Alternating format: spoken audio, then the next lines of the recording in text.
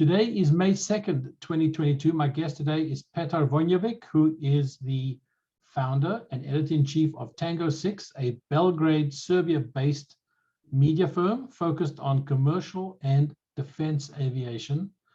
Petar, my friend, it's been a while since we saw each other in Dubai, but it's good to see you again.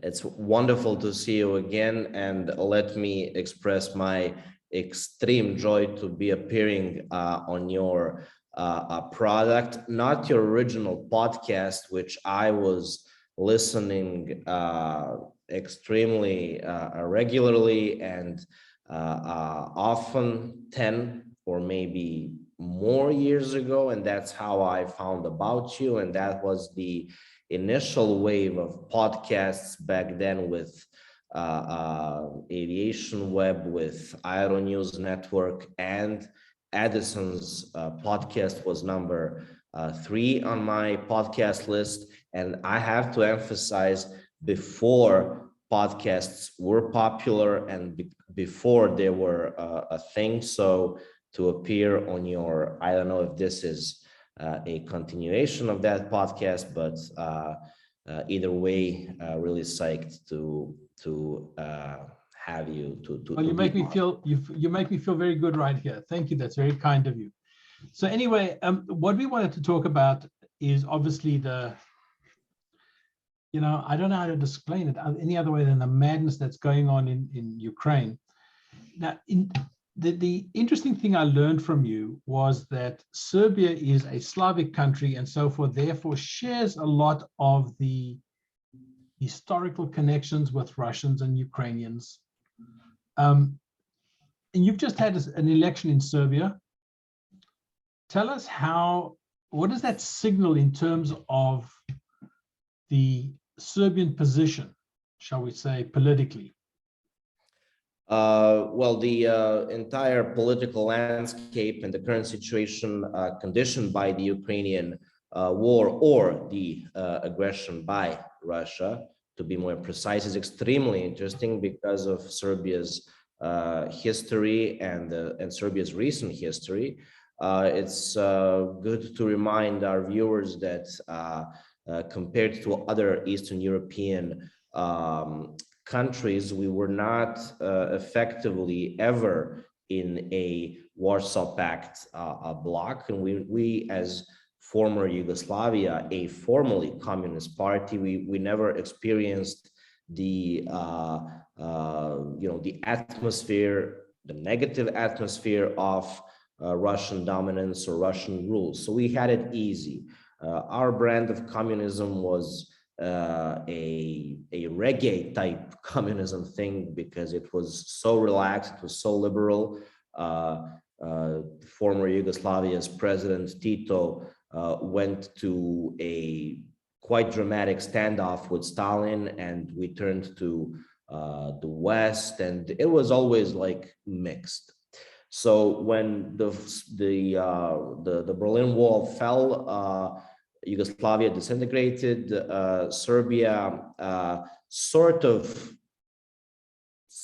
sided with Russia, but that was never a sort of a firm allied thing, like you have the traditional value-based US or UK or US or Israel. It's extremely far away from that. Even more so, Russia under Yeltsin helped Serbia's then adversaries, Croatia, to get their weapons, to fight for their independence against Serbia in a very complicated ex-Yugoslavia war. And Russia even introduced the most intense sanctions that Serbia endured for 4 years in the 90s, which is a significant thing to insert in every analysis of Serbia's relation towards the EU sanctions right now. So Russia back then was not Russia now. The Putin's rise to power was actually on the back of 1999 bombing of Serbia by NATO, He then was selected by Yeltsin. He then began to campaign. He then began to eliminate politically his the second guy who was also in play, more based on the opposition towards NATO bombing Yugoslavia back then.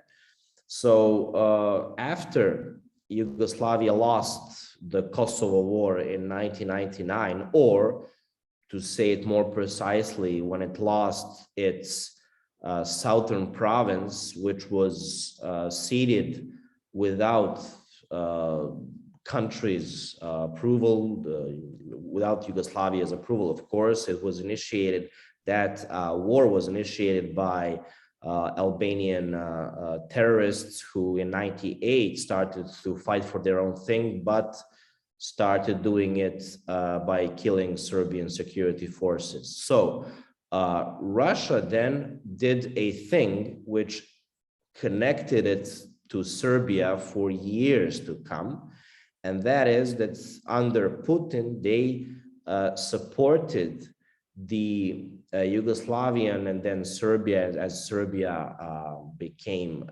independent and parted ways with Montenegro.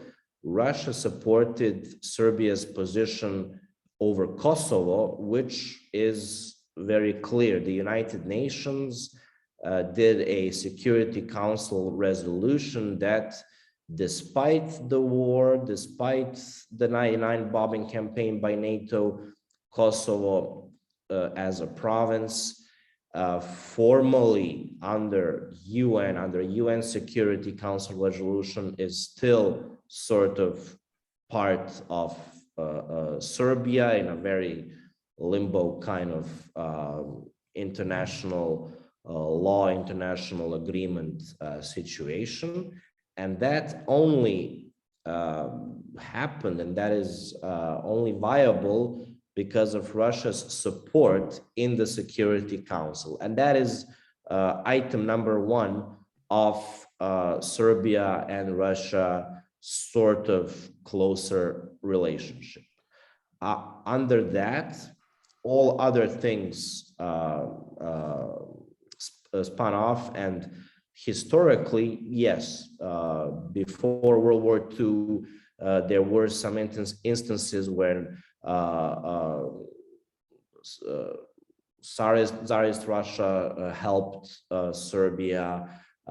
In some points of history, it was a brilliant relationship. In some points, it was not so good, but our current government and governments before this current government were always like, yes, it's a partnership. It's a partnership based on a single prime thing, and that is Russia's support in the Security Council against a independence situation of Kosovo away from Serbia. That's political. Cultural and sort of philosophical connection is not based primarily on Russia as a culture, Russia as a beautiful people, but on a Serbia's majority subsistence to strongmen, to autocrats, and to a effect of having a strong hand, a strong man in power. And all the political parties, even some liberal ones, were always aware that the majority of Serbia, unfortunately, sides with a thing, with an effect that, for instance, the US in their stint with Trump experienced, where you had that glorification of Putin as being a, you know, a more competent guy, a stoic figure, things like that. So even the US got, some people in US got that, some people in, I don't know, Hungary, in all other countries. And it's important to realize that Serbia's leading parties were always boiling up their electorate constantly with Russian, not propaganda, but using that subsistence to a strongman autocratic culture. And these are the two main points which sort of connect Russia and Serbia. And to finish off, the third decisive point, which we see now in the EU's fight with Russia, is a 100%, an ultimate complete dependence from Russia, energy-wise, from Russian gas import, natural gas imports. So some countries have it a bit easy. They have diversified, they have some, I don't know, liquid natural gas or oil or several other diversification options. But for industry, primarily for industry, which is now, which was in a significant growth in Serbia up to COVID and during COVID, natural gas is 100% being imported from Russia. So these three items, just to overview, the Security Council support against the independence of Kosovo, the #1 foreign political problem of Serbia. #2 is the abuse of Putin as a symbol of a strong man to be, as he is popular in the general populace by political parties. And #3 is the natural gas dependency from Russia. These three things did an effect that Serbia is aligned with Russia, but that is not an alliance. That is just a occurrence, on my opinion, of these three points. Wow, that's a long and complex history. So if we look at the situation in Serbia, how do you see air travel? You know, it was I guess the Balkan states became one of the first places to open up to the US travel, you know, Split, places like that. How has travel changed there since sort of pre-COVID, and how is it now? Well, definitely the latest info I got from our National Air Traffic Control company is that they are 117% over traffic levels, overflights and landings in Serbia compared to 2019. So they have now even surpassed the famous 19, which we all compare everything to. Croatia, as you mentioned, is extremely strong with continental US flights because of its beautiful coast, its tourism, specifically in the summer flying season, which has began now for a couple of weeks. They have also returned, all of these countries, but let's focus on the most important countries in former Yugoslavia, which are Croatia, Serbia, Montenegro, also as a tourist destination.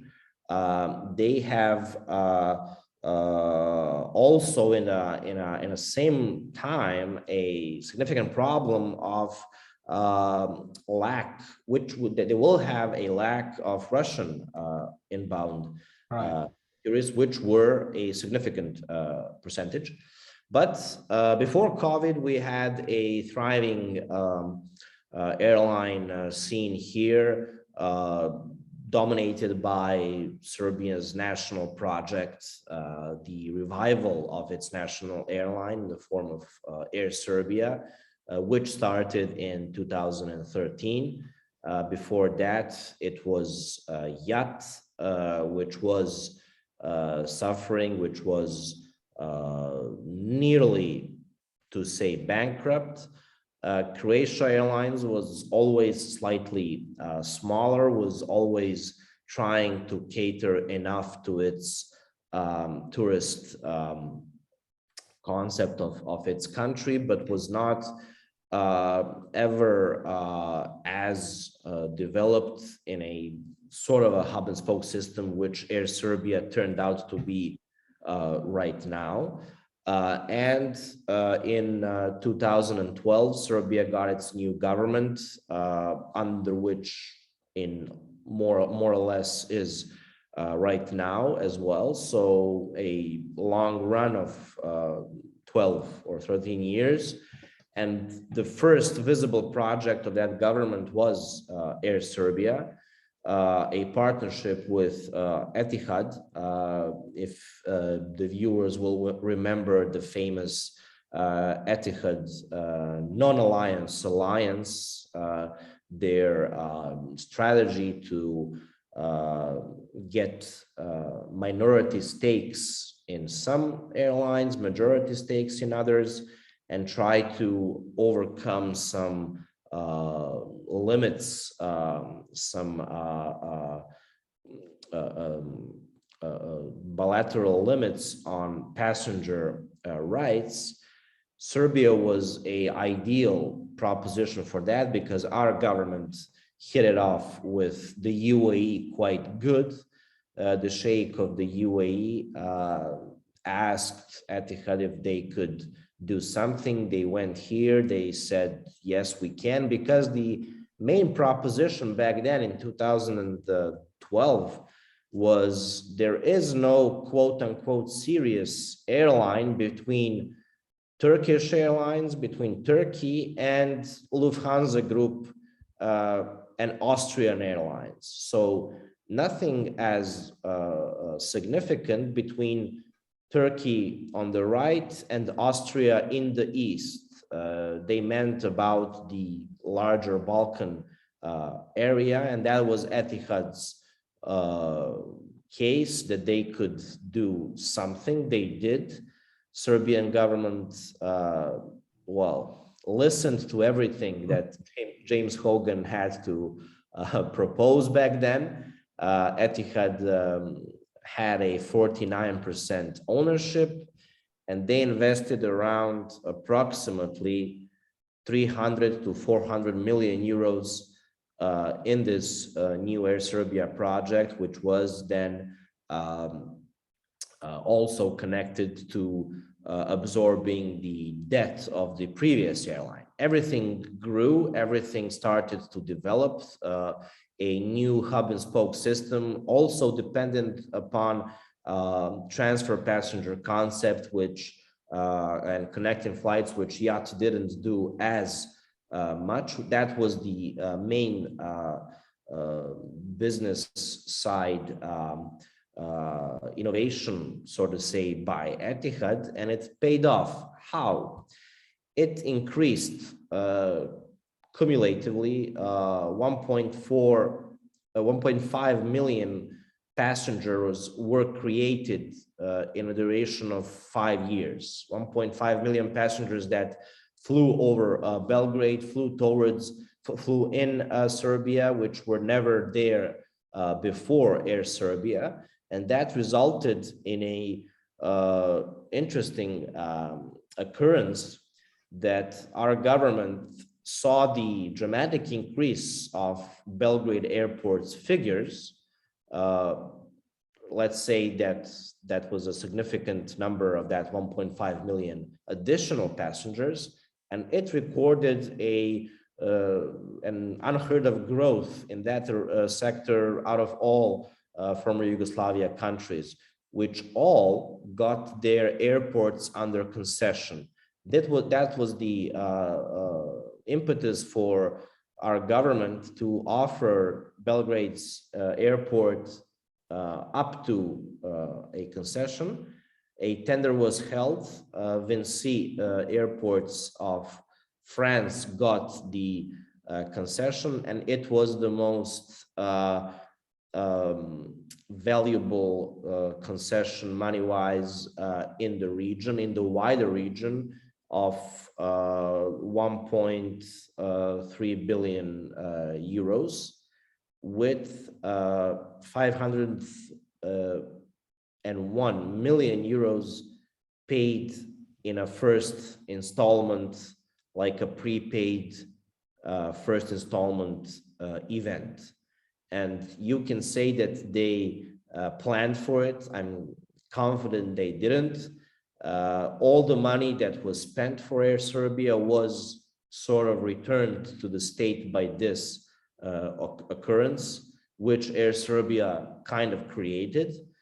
And the important thing is that it all happened before COVID. So another extremely fortunate development, which saw the second part after these 500 million euros, was a 700 million euros destined to infrastructure improvement, extension of a terminal in Belgrade, and significant infrastructure enhancement, which was secured by the concessionary before COVID. And they secured all this money with European banks. That was the installment number 2 in the concession deal. And all this money was secured when COVID began. And you had a ridiculous situation where all the airports around the world were struggling, were not earning any money, that Vinci was building, extending infrastructure in Belgrade, redesigning it dramatically all throughout COVID. If this didn't happen, Serbian state would have another national aviation company, which they would have to bail out, like they did Air Serbia. So this didn't happen. It was quite fortunate. So all of this created a safe and stable environment for Air Serbia to continue to grow, Belgrade to continue to grow. For instance, Belgrade is connected with JFK directly with a year-round regular route, which I, if my memory serves me correctly, think that you flew on. The thing is, the thing has survived with a single A330 leased by Air Serbia and operated. There is significant talk, and I think it will happen, that a second A330 will be leased for year-round, not just seasonal, because all spectacular seasonal direct flights from US to Croatia are primarily, almost all of them, seasonal in the summer season.